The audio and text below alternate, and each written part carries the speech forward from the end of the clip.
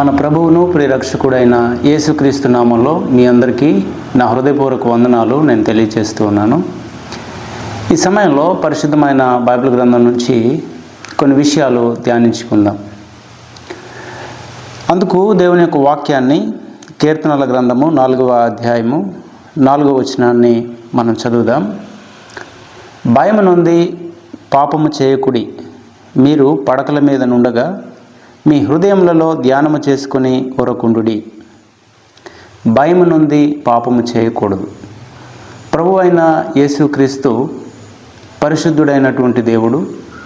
నేను పరిశుద్ధుడను గనుక మీరును పరిశుద్ధులై ఉండుడి అని సెలవిచ్చిన దేవుడు. మనము పాపము చేయనటువంటి వ్యక్తులముగా, పాపానికి దూరముగా ఉండేటువంటి వ్యక్తులముగా ఉండాలని దేవుడు కోరుకుంటూ ఉన్నాడు. ప్రభు అయిన యేసును సొంత రక్షకునిగా అంగీకరించిన తర్వాత పాపానికి దూరంగా ఉండాలని మనము చాలా ప్రయత్నాలు చేస్తూ ఉంటాం. ప్రార్థనలో గడుపుతూ ఉంటాం, దేవుని యొక్క వాక్యాన్ని చదువుతూ ఉంటాం, దేవునితో సహవాసము చేస్తూ ఉంటాం. అయితే ఈ క్రమంలో మనము పాపము చేయని వారిగా కూడా ఉంటూ ఉంటాం. అయితే పాపము చేయకుండా ఉంటున్న దేవుని పిల్లలమైనటువంటి మనము ఎందుకు పాపం చేయకుండా ఉంటున్నాము, మనము పాపం చేయకపోవడానికి గల కారణాలు ఏంటి అనేది కూడా మనము పరిశీలన చేసుకోవాల్సినటువంటి అవసరం ఉంది. అయితే దేవుని యొక్క వాక్యము ఇక్కడ సెలవిస్తూ ఉంది, భయము నుండి పాపము చేయకుడి. అంటే ఎవని యందు భయము నుండి మనం పాపము చేయకూడదు అనంటే దేవుని యందు భయము నుండి, లేదా దేవుని యందు భయభక్తులు కలిగి పాపము చేయని వారుగా మనము ఉండాల్సినటువంటి అవసరత మనకు ఎంతైనా ఉంది. ఈరోజు మనము ఆలోచన చేయాల్సినటువంటి విషయాలు లేదా అంశాలు ఏమిటి అనంటే, ప్రభు అయిన యేసును అంగీకరించిన మనము పాపము చేయకుండా ఉంటున్నాం. అయితే మనము పాపము చేయకుండా ఉండడానికి గల కారణాలు దేవుని యందు భయభక్తులేనా, దేవుని యందు భయం కలిగి మనం పాపం చేయటం లేదా, లేకపోతే మనము పాపము చేయకపోవడానికి వేరే కారణాలు ఏవైనా ఉన్నాయా అనేది మనము ఆలోచన చేయాలి. మొట్టమొదటిగా ప్రభు అయిన యేసును అంగీకరించినటువంటి మనము పాపము చేయకపోవడానికి గల కారణాలు ఏంటి అనేది మనము ఆలోచన చేసినప్పుడు అనేక కారణాలు ఉన్నాయి. దేవుని యందు భయభక్తులు మాత్రమే కాదు, కానీ మనం పాపము చేయకపోవడానికి అనేక కారణాలు ఉన్నాయి. అందులో మొదటిది అవకాశములు రాకపోవటం చేత మనము పాపము చేయని వారముగా ఉంటూ ఉంటాం. చాలా సందర్భాల్లో అవకాశములు రాకపోవటం చేత మనము పాపము చేయనటువంటి వారుగా ఉంటాం. ఇది మనం బెటర్గా అర్థం చేసుకోవడానికి సమూయేలు 2వ గ్రంథంలో ఒక మాట మనం చూద్దాం. సమూయేలు 2వ గ్రంథము 11వ అధ్యాయము 2 నుంచి 4 వచనాలు మనం చదువుదాం. అక్కడ ఈ విధంగా రాయబడి ఉంది, ఒకానొక దినమున ప్రొద్దుగుంకు వేళ దావీదు పడక మీద నుండి లేచి రాజనగరి మిద్దె మీద నడుచుచు పైనుండి చూచుచుండగా స్నానము చేయి ఒక స్త్రీ కనబడెను. ఆమె బహు సౌందర్యవతి అయి ఉండుట చూచి దావీదు దాని సమాచారం తెలుసుకున్నట్టుకై ఒక దూతను పంపెను. అతడు వచ్చి ఆమె ఏలీయాము కుమార్తెయు హిత్తీయుడగు ఊరియాకు భార్యయునైన బత్షెబ అని తెలియజేయగా, దావీదు దూతల చేత ఆమెను పిలువనంపెను. ఆమె అతని వద్దకు రాగా అతడు ఆమెతో శయనించెను అనే మాట ఇక్కడ మనం చూస్తూ ఉన్నాం. రాజు అయినటువంటి దావీదు వసంతకాలమున రాజులు యుద్ధము చేయు సమయంలో ఆయన ప్రొద్దుగుంకు వేళ దావీదు పడక మీద నుండి లేచి రాజనగరి మిద్దె మీద నడుస్తూ చూసినప్పుడు స్నానం చేస్తున్నటువంటి ఊరియా యొక్క భార్య అయినటువంటి బత్షెబ ఆయనకు కనిపించినట్టుగా మనం చూస్తూ ఉన్నాం. రాజు కాబట్టి అధికారమును బట్టి ఆమెను ఇంటికి పిలువనంపించి ఆమెతో పాపము చేసినట్టుగా మనము చూస్తూ ఉన్నాం. పాపము చేయటానికి అవకాశము అనేది వచ్చింది. ఆ అవకాశాన్ని ఆయన పాపానికి వినియోగించుకున్నాడు, లేదా వినియోగించుకోవడం ద్వారా పాపం చేసినట్టుగా మనం చూస్తాం. చాలా సందర్భాల్లో ప్రభు అయిన యేసును అంగీకరించిన మనము పాపము చేయకుండా ఉంటాం, మంచిదే. కానీ ఆ పాపము మనకి అవకాశం రాకపోవటం వలన చేయటం లేదేమో అనేది మనం పరిశీలన చేయాల్సినటువంటి అవసరం ఉంది. ఉదాహరణకు యోసేపు జీవితాన్ని గురించి కూడా మనకు తెలుసు. పోతిఫర్ యొక్క భార్య అనేక పర్యాయాలు యవనస్తుడైనటువంటి యోసేపును శోధించడాన్ని మనం చూస్తాం. అయితే ఆయన ఎంత మాత్రము ఒప్పుకోకుండా ఎలాంటి పాపము చేయటానికి అవకాశాలు వచ్చినా కూడా పాపము చేయనటువంటి వ్యక్తిగా యోసేపుని మనం చూస్తూ ఉన్నాం. ఈ వాక్యాన్ని బట్టి మనం ఆలోచన చేయాలి. మనం పాపం చేయనప్పుడు, పాపం చేయకపోవడానికి గల కారణాలు, మనకి అవకాశం రాకపోవటం ద్వారా ఏమో అనేది కూడా మనం ఆలోచన చేయాలి. అవకాశం రాకపోవటం చేత పాపము చేయకపోవడం వలన మనము అందులో సంతోషించాల్సినటువంటి లేదా గొప్పగా చెప్పుకోవాల్సినటువంటి విషయము ఏమీ లేదు. కానీ అవకాశాలు వచ్చినా కూడా పాపము చేయనటువంటి వారుగా మనము ఉండాల్సినటువంటి అవసరం ఉంది. అండ్ సెకండ్ థింగ్, మనం ఎందుకు పాపం చేయకుండా ఉండాలి, లేకపోతే మనం పాపం చేయకపోవడానికి గల రెండవ కారణం ఏంటి అనేది మనం ఆలోచన చేసినప్పుడు, పరిస్థితులు రానంత వరకు మనము పాపము చేయనటువంటి వారుగా మనము ఉంటూ ఉంటాం. పరిస్థితులు ఎప్పుడైతే వస్తాయో, అంటే అననుకూలమైనటువంటి పరిస్థితులు లేదా పాపము చేయాల్సినటువంటి పరిస్థితులు, మనతో పాపము చేయించే పరిస్థితులు ఎప్పుడైతే వస్తాయో అప్పుడు మనము పాపం చేస్తూ ఉంటాము, పాపానికి మనము కమిట్ అయిపోతూ ఉంటాం. ఇది మనం బెటర్గా అర్థం చేసుకోవడానికి మత్తయి సువార్త మనం చూసినట్లయితే 26వ అధ్యాయము 31 నుంచి 35 వచనాలు మనము చదివినప్పుడు కొన్ని విషయాలు అక్కడ చూస్తాం. యేసుక్రీస్తు ప్రభువారు శిలువకి అప్పగించబడటానికి ముందు శిష్యులతో మాట్లాడారు. అప్పుడు యేసు 25వ అధ్యాయము 31 నుంచి 35 వారిని చూచి, ఈ రాత్రి మీరందరూ నా విషయమై అభ్యంతరపడెదరు. ఎలయనగా గొర్రెల కాపరిని కొట్టుదును, మందలోని గొర్రెలు చెదిరిపోవును అని వ్రాయబడి ఉన్నది అని యేసుప్రభువు చెప్పారు. నన్ను పట్టుకుంటారు, మీరంతా కూడా నన్ను విడిచిపెట్టి చెదిరిపోతారు, భయపడతారు అని, నన్ను వదిలేస్తారని యేసుప్రభువు చెప్పారు. చెప్పినప్పుడు గొర్రెల కాపరిని కొట్టుదును, మందలోని గొర్రెలు చెదిరిపోవును అని వ్రాయబడి ఉన్నది అంటే ప్రవచనం ఉంది, అది నెరవేరబడబోతూ ఉంది. ఆ ప్రకారంగా జరుగుతుంది. కాపరినైనటువంటి నన్ను కొట్టినప్పుడు గొర్రెలైనటువంటి మీరంతా కూడా పారిపోతారు, చెదిరిపోతారు అని చెప్పినప్పుడు, నేను లేచిన తర్వాత మీకంటే ముందుగా గలిలయకు వెళ్ళెదను అని యేసుప్రభువు అన్నారు. అప్పుడు తన శిష్యుడైనటువంటి పేతురు అన్నారు, నీ విషయమై అందరూ అభ్యంతరపడినను నేను ఎప్పుడునూ అభ్యంతరపడనని ఆయనతో చెప్పగా, యేసు అతనిని చూచి, ఈ రాత్రి కోడి కోయక మునిపే నీవు నన్ను ఎరుగనని ముమ్మారు చెప్పెదవని నీతో నిశ్చయముగా చెప్పుచున్నాను అనెను. అయితే 35వ వచనంలో, పేతురు ఆయనను చూచి, నేను మీతో కూడా చావవలసి వచ్చినను నిన్ను ఎరుగనని చెప్పననెను. అదే ప్రకారము శిష్యులందరూ అనేది. ప్రవచనం అలా ఉంది, అది నెరవేర్చబడాల్సిన సమయం వచ్చింది. గొర్రెల కాపరిని కొట్టుదును, మందలోని గొర్రెలని చెదిరిపోవును అని ఉంది కదా. నన్ను పట్టుకుంటారు, బంధిస్తారు, హింసిస్తారు, నన్ను చంపడానికి తీసుకుని పోతారు, మీరంతా కూడా నన్ను విడిచిపెట్టి పారిపోతారు అన్నప్పుడు, వీళ్ళంతా చెప్పినా కూడా నేను చెప్పను అని పేతురు అన్నట్టుగా మనం చూస్తూ ఉన్నాం. నీకోసం చావాల్సి వస్తే చేస్తానే తప్ప నువ్వెవరో తెలియదు అని మాత్రం నేను చెప్పను అని పేతురు చెప్పాడు. అయితే ఆ పరిస్థితి రాలేదు కనుక ఆ రకమైనటువంటి ప్రగల్భాలు, ఆ పరిస్థితి రాలేదు కాబట్టి ఆ రకమైనటువంటి వాగ్దానాలు, పరిస్థితి రాలేదు కాబట్టి ఆ రకంగా మాట ఇవ్వడము అనేది మనం చూస్తాం. అదే అధ్యాయంలో 69 నుంచి 75 వచనాల వరకు మనం చూస్తే అక్కడ మనం చూస్తాం అబద్ధం పేతురు ఆడినట్టుగాను. పేతురు వెలుపటి ముంగిట కూర్చుని ఉండగా ఒక చిన్నది అతని వద్దకు వచ్చి, నీవు గలిలయుడు అయినటువంటి యేసుతో కూడా ఉన్నావు కదా అన్నప్పుడు, నేను ఉండలేదు అని చెప్పాడు. మళ్ళీ నడవలోనికి వెళ్ళిన తర్వాత మరి ఒక చిన్నది అతనిని చూచి, వీడును నజరేయుడు యేసుతో కూడా ఉండినని చెప్పినప్పుడు ఒట్టు పెట్టుకుని నేను ఉండలేదు అన్నాడు. ఆ మనుష్యుని నేను ఎరుగనని మరలా చెప్పాడు. కొంతసేపు అయిన తర్వాత అక్కడ నిలిచిన్నవారు పేతురు యొద్దకు వచ్చి, నిజమే, నీవును వారిలో ఒకడివే, నీ పలుకు నిన్ను గూర్చి సాక్ష్యం ఇచ్చుచున్నది అని అతనితో చెప్పిరి.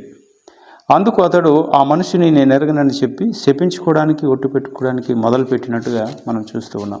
చాలాసార్లు ప్రభు కోసం స్థిరంగా నేను నిలబడతాను, నా ప్రాణాలైనా అర్పిస్తాను, ప్రాముఖ్యంగా ఆరాధన చేసేటప్పుడు ఈ ప్రగల్భాలతో కూడినటువంటి మాటలు, ప్రగల్భాలతో కూడినటువంటి పాటలు మనము పాడుతూ ఉంటాం. ఎందుకు అనంటే ఆ పరిస్థితులు రానంత వరకు మనం పాపం చేయని వారుగా ఉంటాము. ఆ పరిస్థితులు ఎప్పుడైతే మనకి వస్తాయో అప్పుడు మనము పాపం చేసినటువంటి వారముగా ఉంటాం.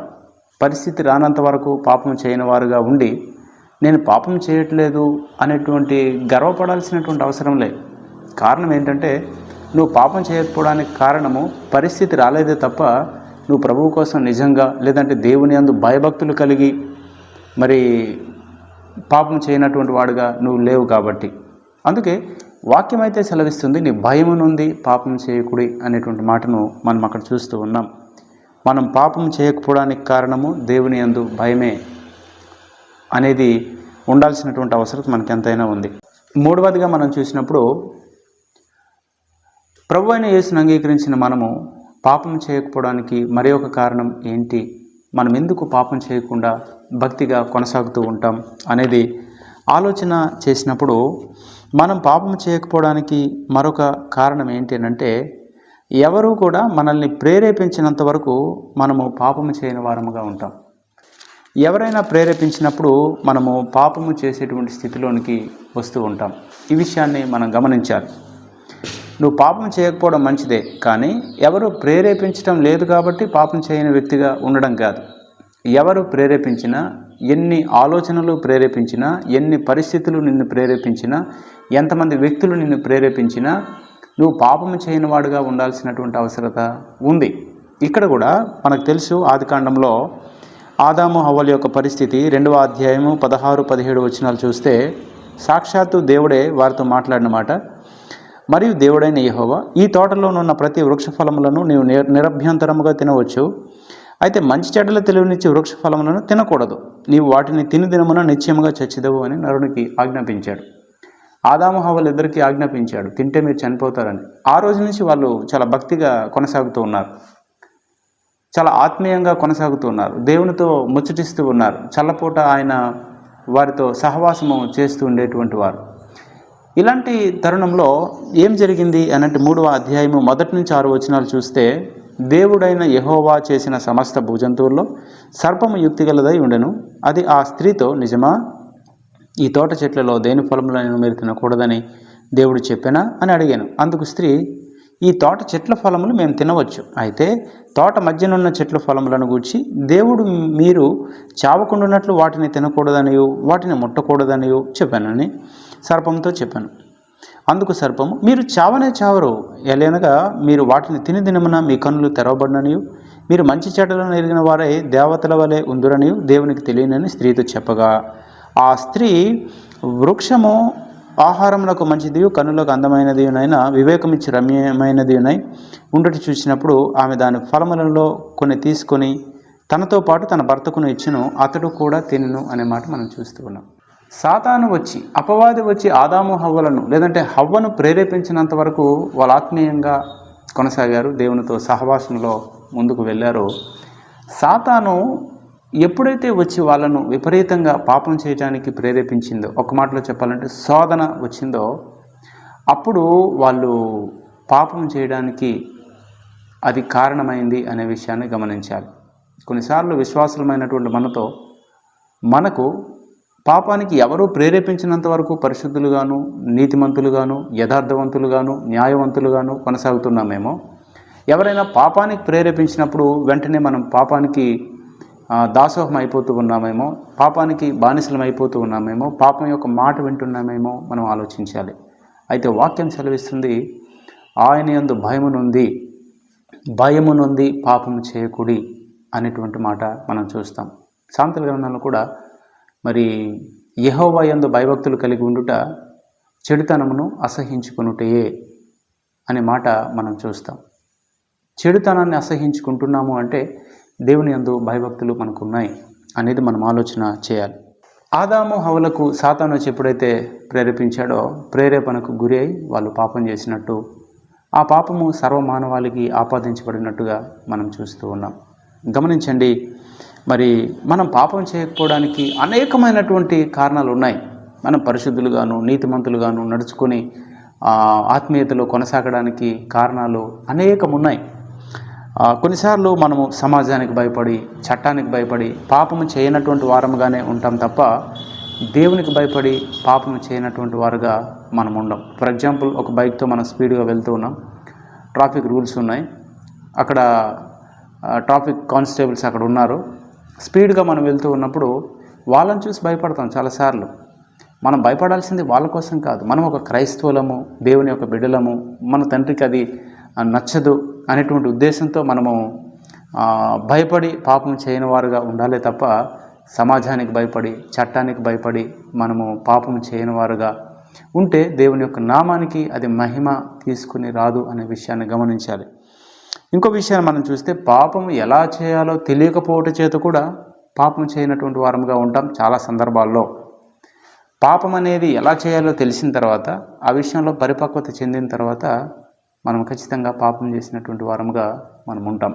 ఫర్ ఎగ్జాంపుల్, నీకు డబ్బు యొక్క అవసరత చాలా ఉంది. వేరే వాళ్ళ యొక్క ఏటీఎం కార్డు కూడా నీ దగ్గరే ఉంది. ఏటీఎంలో చాలా డబ్బులు ఉన్నాయి, కానీ నీకు ఎలా తీయాలో దాన్ని తెలియటం లేదనుకుందాం. ఇప్పుడు ఎవరైనా వచ్చి, నీకు డబ్బులు చాలా అవసరం ఉంది, వేరే వాళ్ళ ఏటీఎం కార్డు నీ దగ్గరే ఉంది, ఏటీఎంలో కూడా చాలా డబ్బులు ఉన్నాయి, మరి డబ్బులు నువ్వు తీసుకోవచ్చు కదా అంటే, ఆ సమయంలో నువ్వు చెప్పొచ్చు, దేవుని యందు భయభక్తులు కలిగి ఉన్నాను నేను, కాబట్టి ఆ పని చేయలేను అని నువ్వు చెప్పొచ్చేమో. కానీ వాస్తవానికి నువ్వు డబ్బులు తీయకపోవడానికి కారణము నిజంగా దేవుని యందు భయభక్తులా, లేకపోతే ఆ డబ్బులు ఏటీఎం మెషిన్ నుంచి బయటికి తీసేటువంటి ప్రాసెస్ ఏదైతే ఉందో అది నీకు తెలియకపోవటం చేత నువ్వు తీయటం లేదా అనేది పరిశీలన చేసుకోవాలి. ఒకవేళ తీయటం వచ్చినప్పటికీ కూడా ఆ అమౌంట్ని డ్రా చేయకుండా నువ్వు ఉండగలిగితే, అన్యాయం చేయకూడదు అనేటువంటి దేవుడు పెట్టిన మనస్సాక్షి చేత నువ్వు గద్దించబడి పాపం చేయని వ్యక్తిగా ఉంటే, నువ్వు దేవుని యందు భయభక్తులు కలిగిన వ్యక్తిగా నీవు ఉంటావు. గమనించండి, పాపానికి దూరంగా ఉండమని దేవుడు సెలవిస్తూ ఉన్నాడు. అనేకమైనటువంటి సహవాసాలు మనము చేస్తూ ఉన్నప్పుడు దాని యొక్క సారాంశం ఏమిటి అని అంటే, మనం పాపానికి దూరంగా ఉండాలి, దేవునికి సమీపస్థులముగా ఉండాలి.